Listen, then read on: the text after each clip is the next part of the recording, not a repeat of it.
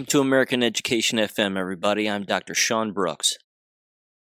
There's a general theme that I want to start this episode off with that is a phenomenon that has occurred within the last 10 plus years, I would say. Certainly around the time of Donald Trump and during his first administration. Of course, he's still legally the president of the United States, but that's another matter for another time.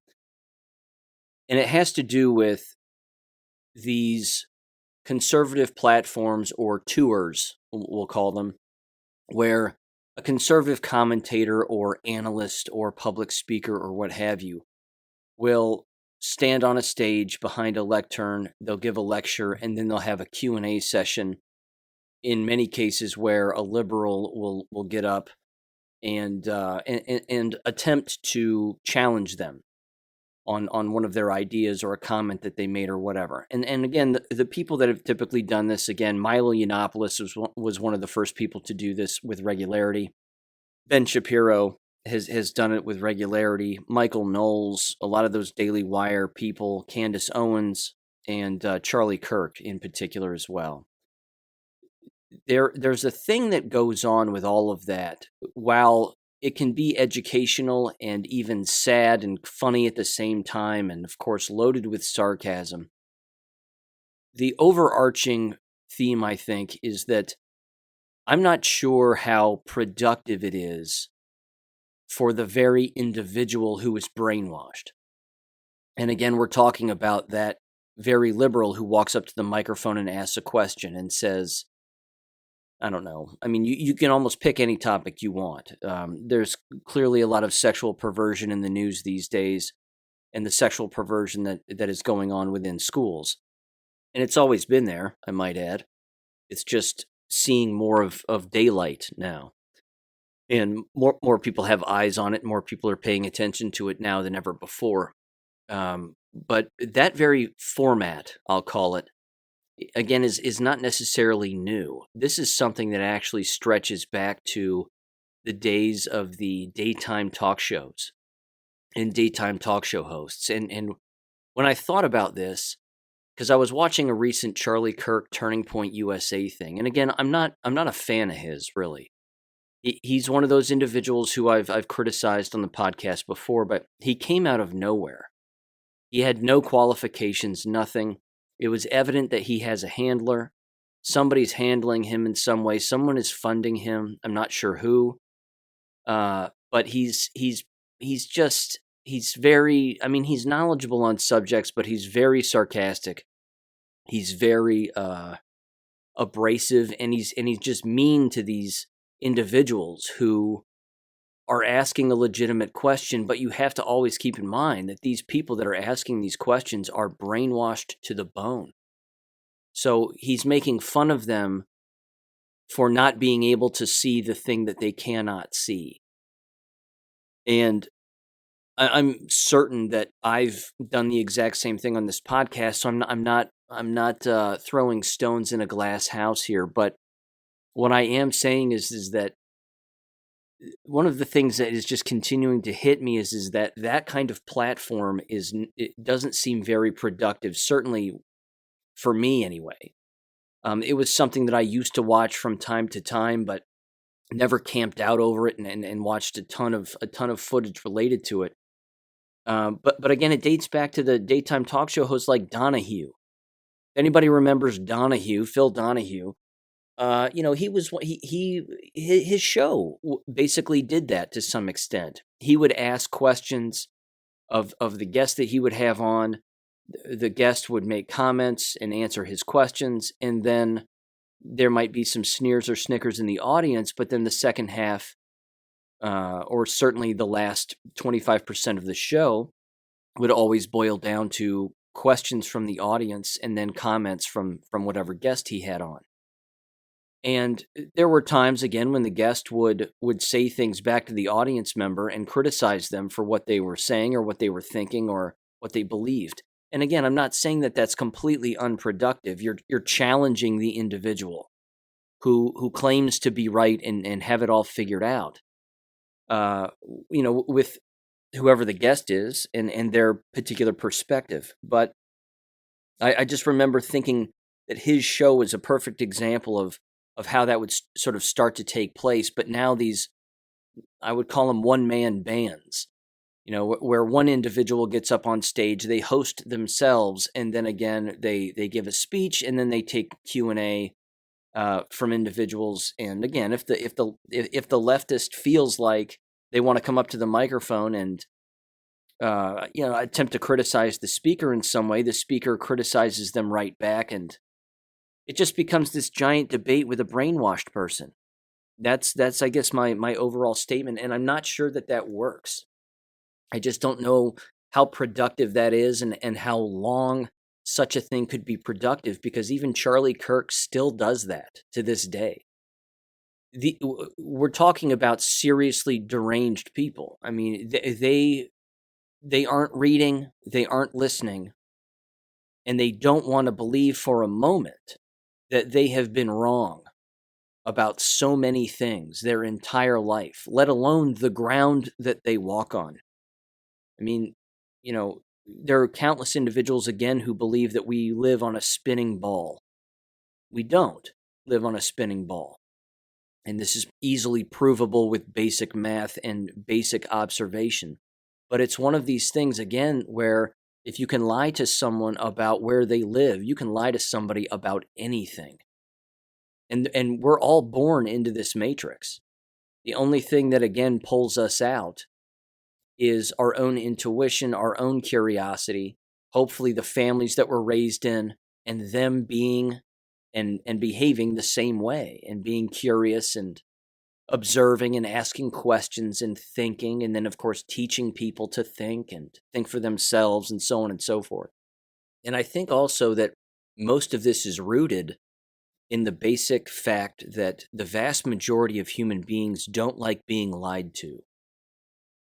They just don't like being lied to, and they don't want to believe, because, again, coming to this knowledge base of understanding that we've all been lied to about a great and many things is very difficult for a lot of people to grasp. And the people that are walking up to these microphones at these conservative events, again, who tend to lean left, and ask a question or criticize the speaker again for something that they've said, they don't know that they've been lied to, is what I'm saying. They have no idea. They are simply repeating what they've heard, repeating what they have been told. And they have not engaged in any kind of an investigation on their own, let alone a historic investigation. So, I mean, me personally, I'm not necessarily saying I'm turning over a new leaf, so to speak, but I'm certainly examining this, I think, from a different perspective these days. And I mean, in all honesty, I feel bad for them.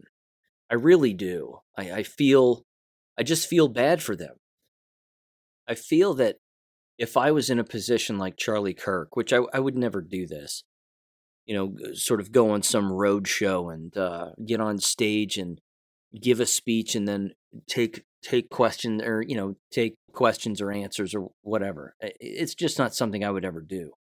But what I would not do is what they do, which again is sort of this mocking and ridiculing, and sort of that approach. And again, I know that I've done that on this podcast with regularity as well, but it's just not, I don't know. It doesn't sit well with me. I just don't think that that's the place to start if you're really interested in helping a person and trying to change their opinion and get them to see that what they're saying is actually rooted in something that is not real. And I think that with any question that a person were to receive, again, from, say, a liberally minded individual, you would have to look at that person, and you would have to examine their question first and basically say, I think that the premise of your question is completely false. And then frankly, you would have to start off with the word lying. You would have to say, this is going to be difficult for you to understand right this second, but you've been lied to, and you're not the only person in the room who has been lied to. In fact, if you were really interested, I should say this too. If you're really interested in getting the individual who believes things that aren't real and is either, again, walking up to the mic and criticizing the person who gave a speech and whatever else. Some of them you can talk to, and some of them clearly you can't. The people that are shouting and screaming in these speeches and snapping their fingers like they do, and chanting obscenities and whatever whatever they're engaging in. You can't reach those people, and you can't reach every person. But getting asking some of the more, I would say, basic questions of, do you like being lied to? That was a question that I would ask my students in my classrooms when I taught school. And I would say it on the first day of school, and it got their attention. And I would say, raise your hand if you enjoy being lied to. No one would raise their hand. I mean, that's a fundamental human trait, I think, that most of us have, is we've all been lied to before. We don't like being lied to. The question is, does an individual want to know who has been lying to them, why they have been lying to them, and then start to figure out what the person actually believes that led to the lying? I think that's how we end up getting more people on our side of things, so that ultimately they themselves can do their own investigations and learn from themselves. That would be my approach. My approach would be more of a, let's get this person involved with the right way of thinking as an individual, because clearly they haven't been thinking as an individual for the vast majority of their life. They've just been going along and doing what the mainstream media or the television would have them believe or have them say. Again, look at American K-12 schools. Look at what is happening right now. What's happening right now is historic. It's historic. But the people who are brainwashed have no idea. They have no idea that they are actually on the wrong side of history, because that's how brainwashed they are. They don't see any of what's going on as being sexually perverse. They don't see any of this diversity, inclusion, and equity, and whatever. All those words and all of that lingo, they don't view any of it as being something completely made up, something that's totally pretend, that came from the mouth of someone else who, again, sits at some long board table in a high-rise as they're all laughing in a group, because they know that they can get a group of non-thinkers to just do what they say. Again, they have no idea that they're being used.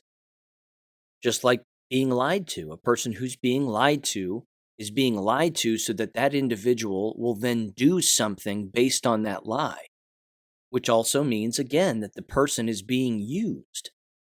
So again, you would want to ask that question to a person. Do you enjoy being used? And you would have to say it, not sarcastically or in a mean way, or I'm going to make you the butt of a joke kind of thing. You ask it as compassionately as you can. Do you enjoy being used? Who would say, yes, I like to be used. I like to be taken advantage of. These are things that I enjoy. I look forward to the next time that I get lied to and manipulated, and yes, that's exactly what makes me feel good. A masochist would say that. But again, this is deeper. This is a big problem. I fully understand, though, because I'm rambling and repeating myself now, but I fully understand that there are individuals out there that cannot be reached. They just won't. They bump up against their own matrix and their own illusion on a consistent basis, and it's way more comfortable for them to just believe what they want to believe, even though everything that they believe is not real. You can't reach those people.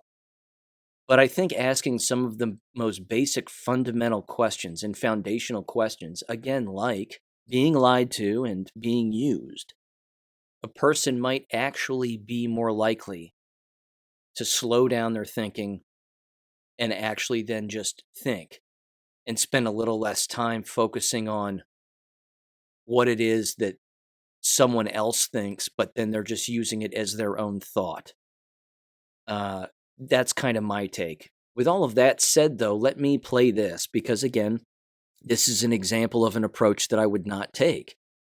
And I might also add that there have been numerous examples of individuals who have engaged in these kinds of platforms. Again, where they walk up to a microphone, they're a guest at a lecture, and they have a question, and they disagree with the speaker and whatever else. But you'll actually see them start to change their mind in front of the microphone as they're asking the question, and they're starting to think a little bit about what it is that they've asked and the response that they're getting back from the speaker. And there have been moments again where the individuals engaging in these speeches have sort of helped that person along in their thought process to get them to a point where they're starting to recognize that maybe the thing that they thought was true is in fact not true. Now here's an audio clip from a Charlie Kirk lecture where he has a back and forth with a gal, and frankly, it encompasses everything that I basically just said. He starts off ridiculing her and making fun of her, and then he challenges her, and then she seeks to run away because she's coming face to face with the fact that she's been lied to. Hello, what would you say to feminists, specifically those I think you would consider biological women who are in support of trans women being able to access historically women's spaces like female bathrooms and being able to participate in women's sports? Okay, what would I say? Let me ask, are you one of those feminists? I am. Oh, okay. Lucky guess. What is a woman? Somebody who identifies as a woman. So can I become a woman? Do you have gender dysphoria? Thankfully, no. Then no. Oh, so only if you have gender dysphoria, you can identify as a woman? It's a medical condition. It's a medical condition. So anyone at any time can become a woman? No. Because... Well, anyone could have gender dysphoria. It's you claim it upon yourself. I'm actually thinking I might actually have gender dysphoria. So can I become a woman? Well, I wish you the best in your transition, and I hope that society accepts you. So let me ask you a question. What is cheating? What is cheating? I can pull up dictionary definition. No, like give an example. Maybe taking something from somebody, or a strong person, maybe using their power against the weak. Sure. Somebody using their power against the weak. Got it. Okay. Is Leah Thomas or William Thomas biologically stronger than the competitors that she was against? I don't know about that specific situation. Probably because she is number one. Won the national title. Yes. Okay. Won the national title. After the transition, right? Okay. Is that fair? Yes. So the other women against the man were born with less bone density, lower testosterone levels. What are they supposed to do to make it even? I would not know on that specific situation. Right. So there's nothing they can do because men have more testosterone, muscle mass, and bone density. So wouldn't that be cheating? I feel like I'm being pulled into a trap, and I'm going to step away. Well, no, it's not a trap. No, it's not. I mean, just one sec. It's a very simple moral question, right? So if someone is stronger and was born that way, is able to compete against people that are not as strong because they're born that way, wouldn't that be the textbook definition of cheating? I don't know about that one. I'm going to step away. Okay. Thank you. Can I ask you one more question, though? Yes. Okay. So you're a feminist, and you say anyone who has gender dysphoria can transition to become a woman at any time. That's your position? Sure. Okay. Do you think chromosomes have anything to do with determining what a female is? Yes. Okay. So then where does the gender dysphoria come into place? I think that sex and gender are different things. Right. But then what is a woman? Somebody who identifies as a woman. So anyone can be a woman at any single time? You've asked me this question. It's still no. Got it. And you're a feminist? I am. So who are you trying to Still protect? true. What was that? What women are you trying to protect? Women. All women. That you regardless can't define. of whether or not they've transitioned. Whether or not they've transitioned. Yes. Well, I wish you well in the coming situation where now, as a feminist, you're going to have to live under the tyranny of men who think they're women. Thank you for being here tonight. Again, the reason that I wanted to play that clip is because he starts off in what I would determine to be a poor way of communicating. I mean, he makes fun of her because of the way that she looks, and she brings up a question about feminism, and then of course he says, "Are you a feminist?" And then he says, "Well, shocking," or whatever the hell he said, because of the way that she looks or the way that she's dressed or whatever. But for her to actually have her own, for him to then seek out the way that she really thinks, which is important. In a lot of those Q&A sessions, they do it with regularity. The speaker will simply ask back a question, and they use the Socratic method to some extent. The individual who believes things that is not real comes face to face with reality, and it frightens them. And it frightened her because, again, she views thinking as being a trap. She said it at least once, probably twice, that she feels like she's being pulled into a trap. And even Charlie Kirk says, no, it's not a trap, but he didn't follow up with the real answer. I mean, the real answer is he's encouraging her to think. And my whole point is this. In those situations, he should look at her and say, you've been lied to. You're calling yourself a feminist, and you based your entire question at the beginning from the perspective of a feminist. What she doesn't understand is that feminism was a social movement conducted on purpose by very rich people who wanted to actually destroy women. That was the whole point. It wasn't about protecting women. It wasn't about women's rights. That's not what feminism was about. It was a socially constructed movement to destroy women, pull them out of the home, throw them into the work environment so that government can raise their children and corrupt their children. And now, again, by being a quote-unquote feminist, then that is actually what you're supporting. If a person wants to work, great. If a person wants to stay home and raise children, I got to tell you, I know more women that would prefer to stay home and raise children than I know women who would say, you know what I want to do? I want to work all the time and not stay at home and raise children. This is an individual again, and I feel bad for her. She believes endless lies. So much so that, again, she views thinking, which is really what was going on there, starting to go on. She was afraid. That's why she said, again, I feel like I'm being pulled into a trap. I'm going to leave now. She's afraid. That's a serious issue. That's a serious problem. That's fear. And you could sort of, again, Charlie's tone changed a little throughout the entire thing. He started off, again, doing something I wouldn't do by making fun of them. And then he cuts right into sounding a little more compassionate toward the end because, again, she came face to face with her own lie and her own false premise. That individual is going to have to come to grips with the fact that they have to consistently learn, but more importantly, throughout the course of their life. And they can do it anytime they choose to, but they're going to have to start coming to grips with the fact that they have to unlearn endless things. They have to cease learning what it is that they're currently talking about and ask themselves a very fundamental question, which is, what if I'm wrong?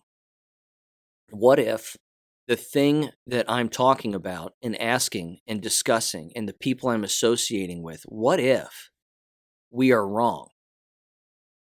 Again, the word feminism is such an easy place to start for us because, again, all a person has to do is really examine all sides of that word and its origin and where it came from and what was going on in America at the time that word was created, who created it, why did they create it, and so on and so on. But whether or not that individual does that or not, that's anybody's guess. But yeah, that's kind of my point on that. I find it to be an interesting social phenomenon that occurs. I don't think they have to make fun of them. I think that they can point out the absurdity in certain things during their speech, but when it comes to the Q&A session, I would I would even do this. I would have even looked at the room when the room started to laugh at her because of her answer or because of his comment to her. I wouldn't allow something like that to happen. I would say something like, "Look, don't laugh. Don't laugh. We're here and we're thinking, and that's the point. And so let's just think. Let's just think this out because I want to help this individual understand that they've been lied to and that they've been misled. Because again, you'd have to bring everybody together in that group, regardless of where they stand on particular issues, and you'd have to look at everybody and say, look, we've all been lied to. We've all been misled. So how about we figure out who it is that's lying to us and why are they lying to us?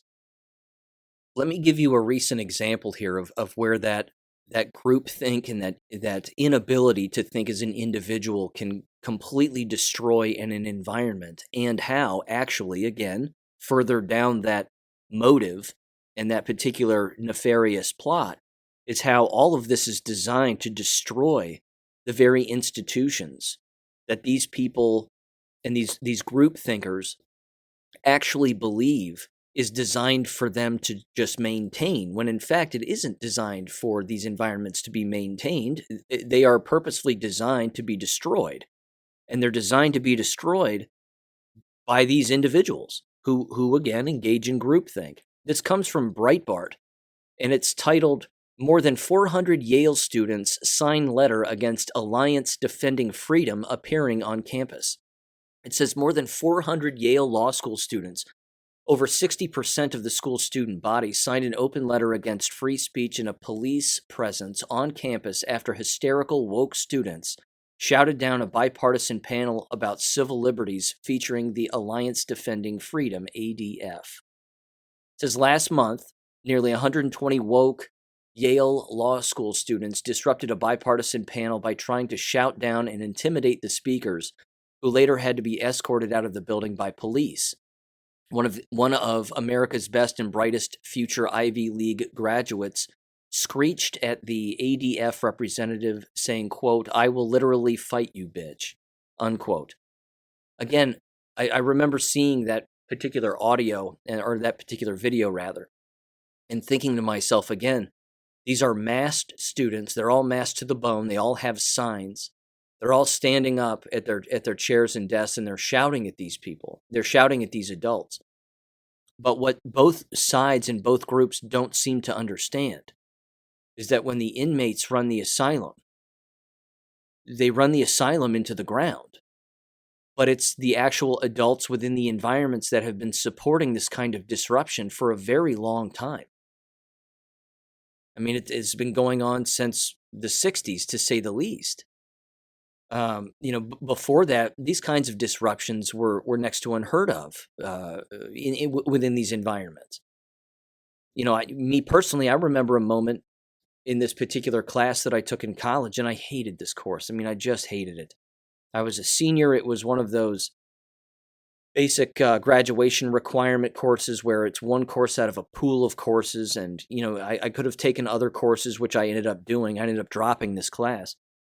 But it was the class was linguistics, and I couldn't stand it. I thought, okay, we're going to learn about the history of language. This will be kind of interesting. And, I did what anybody would do, at that particular age, I guess. I read the course description and I thought to myself, well, this is going to be great. The next thing I knew, and this happened almost immediately, there were a group of students in the front of the room who loved to debate the professor, who had no classroom management skills whatsoever, couldn't command the room at all. And before you knew it, students were actually getting in arguments about figures of speech. And I remember one student was arguing about gerunds and what a gerund is and when to use a gerund and all this other garbage. And I'm thinking to myself, where am I? Is this the Twilight Zone? What is going on here? The ultimate irony, of course, is that here I was on the verge of graduating with an education degree. I know how to manage a classroom. I know how to instruct a class for the most part. And here I am watching a complete cave-in from a professor who was getting off on it. He was enjoying it. He was enjoying the disruption.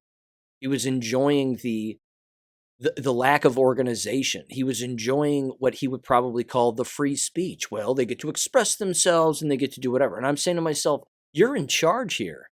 You're supposed to be in charge. But again, when the squeaky wheel gets the grease, the entire factory just crumbles to the ground. And that's, again, that's what has happened here at Yale. The exact same thing. Again, it shows all their names are listed on this letter, every single name, and they all want to be lawyers, every single one of them.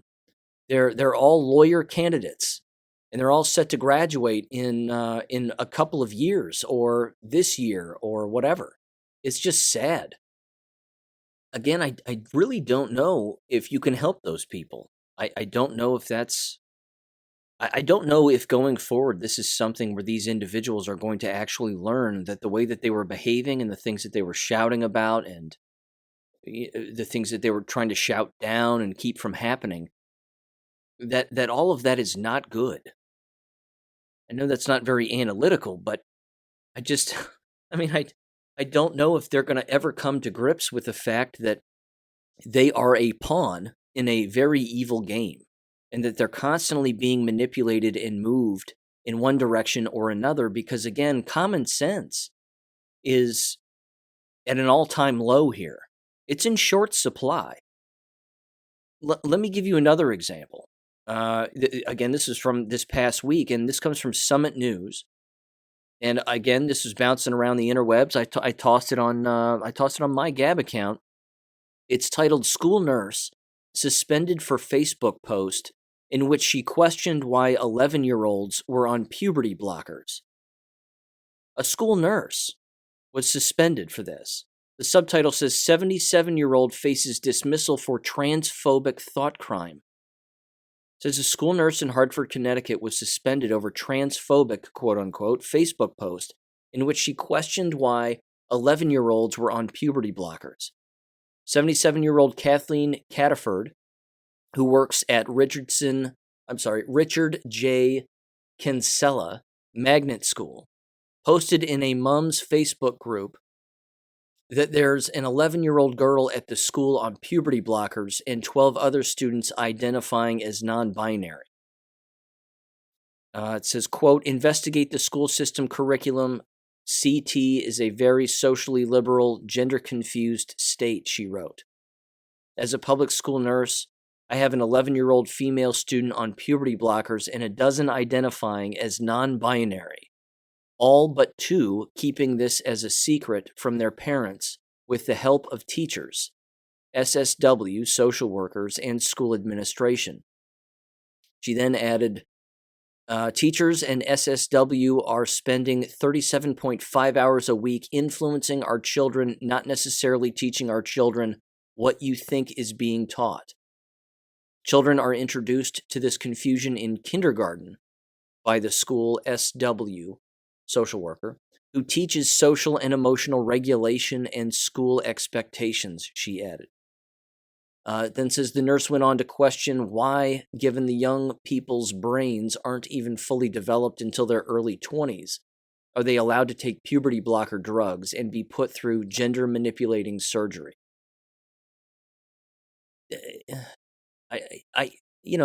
Again, where do you start with something like that? The people allowing this to happen, parents, school officials, school employees, etc. You can't help them. You can't even have a debate with them about anything. You can't even ask a question. You can't even make a Facebook post on your own page questioning something about a reality, something that's actually going on in the school building, and expect to keep your job, let alone get one. That's the other insidious nature of not just the K-12 environment and higher ed environment, but it really brings in, and I'm going to lean more this way now, shifting subjects slightly, but people have to start thinking about what these shots are doing to people cognitively. Again, we know that It's causing brain damage in people, these shots. And these environments are filled with people who took these shots. So what are we expecting? What are we expecting to have happen? Are we expecting people to think clearer as time goes on? Or are we going to continue to watch these environments just crumble in on themselves because of the behavior and illogical behavior and lack of civility among these individuals because they cannot, quite literally, think properly anymore? Because their ability to think has been stripped from them as a result of these shots that they've taken. This has to be considered. This has to be one of those things that is a constant button that gets pressed where people say, wait a minute, we're talking about working environments and how they're failing. We're talking about low retention within these working environments. We're talking about low productivity. We're talking about low self-esteem, if you want to use that word. Less happiness within the work environment. More anger, more frustration. Well, why? Why? Yes, it's society, and yes, it's all of the influences, but it's also the very poisons that people are putting in their body because their television tells them to do it or their work environment tells them to do it.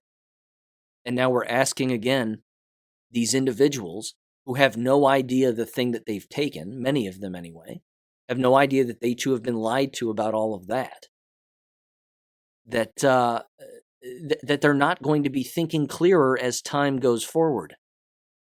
That's not going to happen. I think, and it's sad and it's awful and it's going to be very dangerous going forward here, but we're going to see more and more people making irrational decisions within environments that are supposed to be filled with rational professional behavior.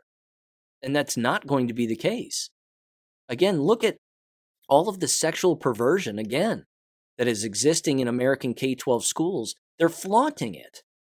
They're flaunting it. They're not even hiding it anymore. There was a time when they would hide it, but now they're making their move and they're going, well, this is who I am and this is what I think. And if you don't like it, there's something wrong with you. That's illogical. That's completely crazy. All of the videos that are out there, and again, I've tossed a few of them on Gab, but these teachers are being interviewed by mainstream media outlets. And they're saying that they're openly gay and that they want to talk about their relationship with their kindergarten students and they want to talk about their relationships and what they did on the weekends and this, that, and the other. All of that is completely unprofessional. It has nothing to do with why the person is there. The problem is, and again, this is the untapped resource that is not being discussed. I've brought it up on countless occasions and I'll keep bringing it up. This is the failure of teacher education programs at the university level. When you burn the candle at both ends of education, you're not going to have a wick anymore eventually. That wick will be gone. And it's already gone. Again, look at teacher education programs. Look at what they're doing. Look at what they're pumping out. The product that they're pumping out is rotten. They're already brainwashed individuals. They have an innate I would say, I don't know if I would use the word ability, but it's an innate feeling that they want to help someone. The problem is what they want to help students with is everything from A to Z. And it shouldn't be about, well, I want to have them be more comfortable with their transition and cutting their genitals off, or I want them to feel more comfortable in being a gay first grader. That's not the point. But there are people who are training to be teachers where that's at the forefront. That is their motive. That is the very thing that they are interested in. So again, the teacher education aspect is one of those avenues. I mean, it's the breeding ground for a lot of this behavior that we are now seeing. Because again, what you're seeing at the K-12 level among those teachers and those administrators, those individuals are the products of those professors at the university level. And that's not getting better. Because again, they're all jabbed. They're all thinking the same way. They're hiring themselves and one another who think exactly like they do. while of course screaming the words diversity over and over and over again, when in fact, diversity, of course, means if you're straight, if you're masculine, if you're a male and you're white, we don't want you around. Heaven forbid the person actually be good looking. I mean, forget it then. They're not going to hire somebody who's better looking than they are. They can't have that. But then, of course, in the exact same sentence, they talk about how they want to build community and we need to build relationships with students. And that's really the motive. Again, these are not thinking environments from a philosophical to a physiological level now. We're talking about the actual physiology of the brain. And these brains have now been poisoned at least twice. So again, what are we expecting to change here? I don't think any of this is going to get any better. I think the long term for all of this is lower enrollment. It's going to be more dramatic videos and audio and irrational behavior from these environments. And that's going to be more commonplace, I think. So, yeah. Anyway, shifting gears again slightly, a little more updated jab news now, because there's been a ton of it. Well, first of all, let me mention this. This is back to the college stuff real quick. Here's another perfect example of how the squeaky wheel will get the grease, but then when it bumps up against the law, it ends up in deep trouble. An Ohio bakery here in Ohio at Oberlin College was just awarded the largest defamation lawsuit in the state's history with a $31 million settlement and ruling by a judge. And this happened with Gibson's Candy Ice Cream and Bakery. And basically, a bunch of college students, long story short, got together and started calling them racist and homophobic, and they just started name-calling the people who owned the business for one reason or another. Not because they did anything wrong or said anything. They just started to name-call and do whatever. Well, you can't do that to a business and then crush a business because you decide to gossip about them and make things up. Oberlin College supported the students who were doing this to this business, and now Oberlin has to pay $31 million. So this is what groupthink gets people. It gets them in serious legal trouble. And again, when you follow people into the flames, you're going to get burned. And they didn't think about any of that. But again, we're not talking about thinking people. So here's the last thing. And again, no real transition, but it's jab related. The Pfizer documents, those court-ordered Pfizer documents are still being released. Over 1,000+ pages was released again on April 1st. And it's not good. I bounced through a few of the documents, and what I concluded just in the few documents that I was looking at, some of them are remarkably long, some of the PDFs are huge, and then some of them are just a couple of pages long. But there were three major points that I think that stood out to me. The first, and again, this isn't new for anybody who's been listening to this podcast, certainly not new to me, but interesting nonetheless. There were three revelations that stood out, and I stuck this up on Gab. The first is that in these documents, Pfizer openly acknowledges that the first shot does not work. They openly state that. The problem is that, like that other peer-reviewed article that I read last week, they'll even say in their conclusion that they suggest that everybody still take it. So they'll openly admit, yes, the first shot doesn't work and it suppresses your immune system and actually weakens your immune system, and that seems to be the case with the first shot. But we still recommend that people take it because the benefits outweigh the risks and so on and so forth. They continuously say that in these articles and even in their own writing, which is horrible because it's the exact opposite is true, but yes, it does suppress your immune system permanently. The second revelation was that they openly admit that the miscarriages are a big problem and that individuals are miscarrying, females, because females can only get pregnant, but females are miscarrying. And they are miscarrying when they take the shots at any stage of their pregnancy, even before the pregnancy. They receive the shots. They couldn't get pregnant. They received the shots. They got pregnant and then lost the child, and so on and so forth, all the way to giving birth, and then the child passes away shortly after. And they openly admit, too, that the breastfeeding is remarkably problematic also and is infecting the child that way also. So again, whether the mother is receiving the shot before getting pregnant, while they're pregnant, or even after pregnancy, that the business of miscarrying and transferring these illnesses and this poison to the child is a very real thing. And that they knew about that. They knowingly knew about all of this. The third one, which was really the one that stood out to me first and foremost, was that they openly admit that the shedding is real.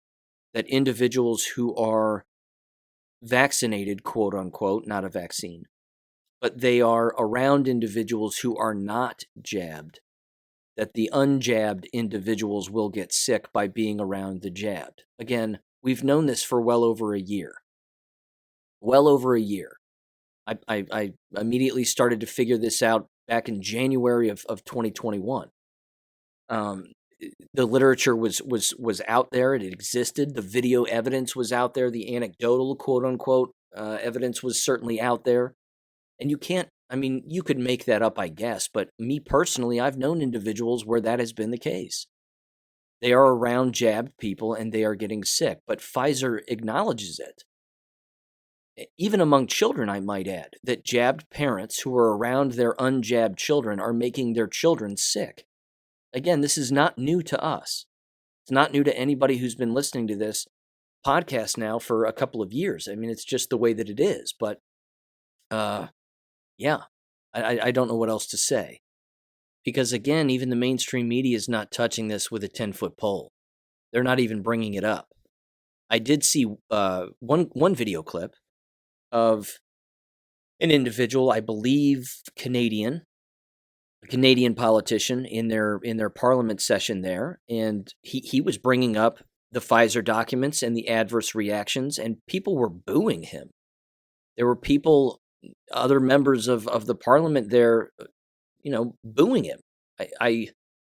He's reading facts from the company on the company letterhead on their own. It's on their own paperwork. And they're being booed? Why? Why would you shout that down? It'd be like him reading the cooking directions on the side of a box from a company and they're getting booed, and he's going, "No, wait a minute. I'm reading the actual directions from the actual company," and he holds up, the box of rice or whatever. I mean, it's the same kind of thing. You can't boo the facts like that when they're so blatant. But again, getting back to the very first point I made, we're not talking about thinking people here. We are talking about medically induced cognitive disabilities now among countless individuals. Not to mention the previous brainwashing that has been occurring, but again, we're talking about individuals who are incapable of coming face to face with the fact that they've been lied to for so long about so many things. And it's really going to be interesting to see what happens going forward. Again, I don't want to end this on like a down note or anything, but I just think that it's going to get more dangerous. I think these environments are going to become more reckless. They're going to try to rationalize their own irrational behavior as much as humanly possible. And it's always worth keeping in mind, again, that we're talking about the quote-unquote pillars of our society here. We're talking about the judicial system. Would you really want those future lawyers at Yale Law School representing you in some particular case? I mean, they're not going to take up a case that a real person has because they don't align with them politically, or they don't like the way that they look, or the things that they say. No different with judges. Look at Brown Jackson. this alleged future fake Supreme Court justice. I mean, more revelations are coming out about her previous cases and leniency having to do with sexual crimes involving toddlers. This is a real thing, but people are burying all of this information as much as they can because, again, they don't want to bring it up, and they know that if they can run these pillars of society, then they can destroy it.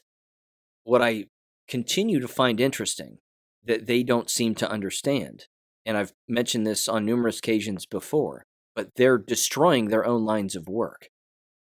They're destroying them. They are doing the thing that you should not do, which is make more work for yourself, because they're inviting pretend things into their minds, and that's impacting their decision making. Jabs aside, the chemically induced cognitive inability aside, which is a real thing too, but all of the social movements and diversity, equity, inclusion, and transsexual this and pansexual that, and blah, blah, blah. All of that they're doing, they're destroying their own professions. They're destroying their own credentials. They're destroying any chance that anybody has of taking these people seriously regarding anything. And what I find, again, very ironic and remarkably funny at the same time is they actually think that that wavelength of thought or lack of thought is going to survive. As I've said before, it's not a survivable skill. It's not a survivable trait or characteristic. It's a failure. It's an absolute failure. It's a characteristic of something that is designed to fail, which again is the hard part for a lot of people, even the innocent and the knowledgeable. We're watching these institutions that we grew up with and trying to strive for completely become perverse and fail and collapse on itself. We just have to continuously bring it up, but we have to think about the alternatives and the healthier alternatives. And self-governance is always going to be the healthiest alternative, in my opinion. So with that said, ladies and gentlemen, have a great week, and I'll catch you on Wednesday. Thank you for listening to American Education FM.